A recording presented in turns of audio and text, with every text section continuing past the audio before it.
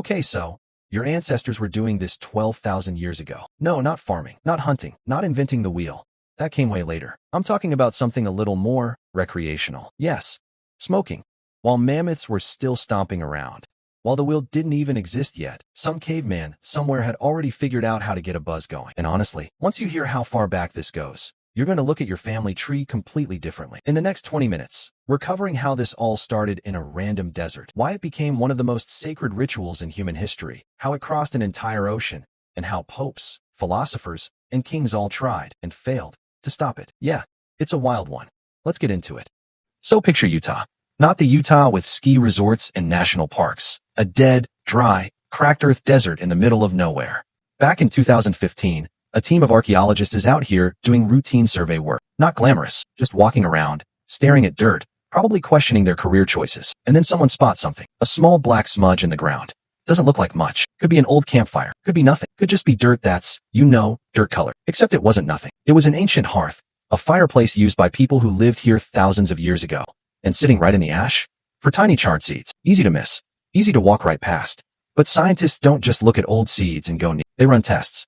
Radiocarbon dating, the whole deal. And the result nearly broke the internet in archaeology circles. These seeds were 12,300 years old. For context, before this discovery, the oldest confirmed evidence of humans using tobacco was only about 3,000 years old. Some pipes found in Alabama with nicotine residue still on them. This new find in Utah just pushed that timeline back by 9,000 years. That's not a small correction. That's like finding out grandma's secret family recipe actually predates the pyramids. And here's the part that really gets me.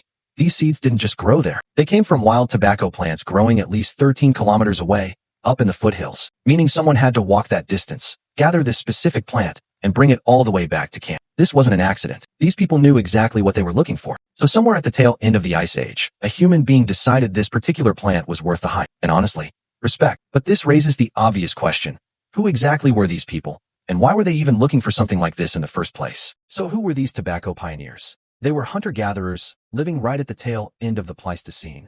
Basically, the last chapter of the Ice Age. Life for these people meant finding literally everything themselves. Food, water, shelter, medicine. There was no store, no market, no delivery app. If it grew out of the ground and didn't immediately kill you, it was probably worth investigating. And scientists think the reason tobacco specifically caught on is honestly pretty relatable. It's the same reason you can't function without your morning coffee. People wanted something that gave them a little lift, a little mental shift. Some things really don't change across 12,000 years. Now here's a twist though. We actually don't know for certain if these specific people smoked the tobacco or just chewed it. The seeds don't tell us that part. Chewing it, smoking it, maybe even just carrying it around like a good luck charm. Any of those are possible. But either way, what we do know is huge. This means humans understood that certain plants could change how you feel thousands of years before we invented writing, before we built permanent houses, before agriculture even existed. While people were still hunting mammoths for dinner, someone had already figured out recreational plant use. That's wild. So tobacco use starts in North America, but it doesn't stay there. Thousands of years later, a completely different story unfolds much further south. Fast forward a few thousand years, and tobacco's story shifts to South America. Here, around 8,000 years ago, something changes. People stop just finding wild tobacco growing randomly, and they start actually farming it, on purpose, in rows, like a real crop. Wild tobacco, total chaos, growing wherever it wants. Farmed tobacco, neat, organized. Someone clearly took charge of the situation. This is basically the same transition humans went through with corn, with wheat, with just about every major crop in history, from stumble across it in nature to deliberately grow it ourselves. And here's the genuinely surprising part. Different groups of people, in different regions, with zero contact with each other, all figured this out independently. Different areas ended up growing entirely different species of tobacco, all domesticated separately. Turns out, great minds really do think alike, even when they're separated by mountains, oceans, and several thousand years. So by this point, tobacco isn't just something people stumble on anymore. It's a crop. It's intentional. And that intentionality is about to lead somewhere much bigger, somewhere spiritual. Because here's where this story gets genuinely interesting. Tobacco stops being just a thing people do. It becomes sacred. This object right here is called the calumet. You might know it better as the peace pipe, and it was never just a smoking tool. Picture two groups mid-conflict.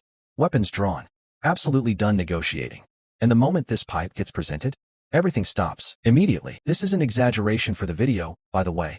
A European explorer named Jacques Marquette documented exactly this back in 1673. He wrote that even tribes actively at war would pause the moment this pipe was presented. That's how much authority and respect it carried. And this wasn't a small, isolated tradition either. In Ohio, archaeologists uncovered over 200 carved stone pipes from a culture that existed roughly 2,200 years ago, the Hopewell culture. 200. That's not a casual hobby. That's organized religious practice. Different nations had their own specific traditions too. Some used long, stemmed ceremonial pipes. Others carved theirs into rounded bowls with smoke openings facing all four directions, tied to their own spiritual beliefs. Some tribes even have origin stories for it. The Lakota people tell of a sacred woman who gifted them the very first pipe, and that exact pipe is still kept, protected, and honored on tribal land to this day. It's not a museum piece. It's a living tradition. Try explaining that level of generational reverence to your disposable vape. So by now, tobacco has gone from random plant someone found in a desert to sacred object that stops wars and gets passed down for centuries. That's an incredible glow-up for a plant. But everything is about to change again, because in 1492, someone shows up who has literally never seen this plant before in his life. 1492, Christopher Columbus lands in the Americas, and Native Americans, being generous hosts, hand him a gift: dried tobacco leaves, which, understandably, this guy has absolutely no idea what to do with. But within just a few decades, this plant makes its way across the entire Atlantic. First Spain, then Portugal. It's spreading fast. By 1531, Europeans are cultivating tobacco themselves. And by 1600, it's everywhere.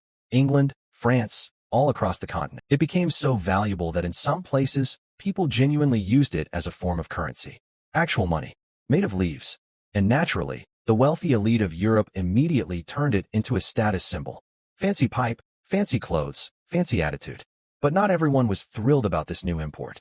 Because as tobacco use exploded across Europe, so did the very first public warnings about it. And some of these come from way earlier than most people would ever guess. Plot twist. Concerns about smoking existed centuries before modern health warnings ever did. A Chinese philosopher named Feng Yizhi flat out wrote that smoking caused what he called scorched lungs. In the 1600s, no lab equipment, no modern science, just direct observation, and he wasn't wrong. Around the same era, English thinker Francis Bacon wrote in 1610 that the habit was remarkably hard to quit, even though nobody on Earth knew nicotine existed yet. And then in 1642, Pope Urban VIII made it official, banning smoking in holy places entirely, an actual Vatican smoking ban, in the 1600s. So next time someone tries the whole, "we just didn't know smoking was bad back then" argument, respectfully, we kind of did. For roughly 400 years. So let's zoom all the way back out on this 12,000-year ride. It started as a burnt seed in a desert campfire. It became sacred enough to end wars. It crossed an ocean, turned into actual currency, and got banned by an actual pope. And today, it's a global industry worth hundreds of billions of dollars, and still one of the most debated substances on the planet. If your brain just got a little bigger, go ahead and subscribe, because next time, we're cracking open another ancient mystery you were probably never taught in school.